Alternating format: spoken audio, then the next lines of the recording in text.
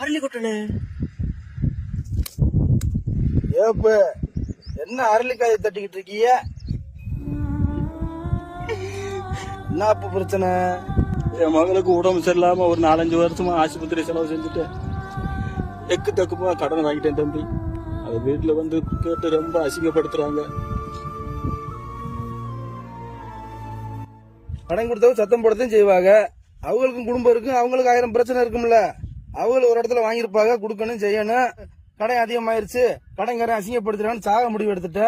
நீ செத்து போனேன்னா உன் பொண்டாட்டி பிள்ளை யாரு பாக்குறது? ஒரு ஆள்கிட்ட கை நீட்டு காசு வாங்கிட்டோம்னா அசிங்க அவமானம்லாம் வரும். பொறுமையாரு, இப்படியாவா போயிட போற? நீ ஏமாத்துறாளா? இல்ல தம்பி, பிள்ளை யானையா திருப்பி கொடுத்துருவேன் தம்பி. பிறகு என்ன, உன் குடும்பத்துக்காக இந்த அசிங்க அவமானத்தை தாங்க மாட்டியா? இந்த மாதிரி தானே எனக்கு எங்க அப்பா தப்பா முடிவு எடுத்துட்டாரு. இப்ப மாசம் 30,000 சம்பளம் வாங்குறேன், ஆனா எங்க அப்பா என் கூட இல்லனே.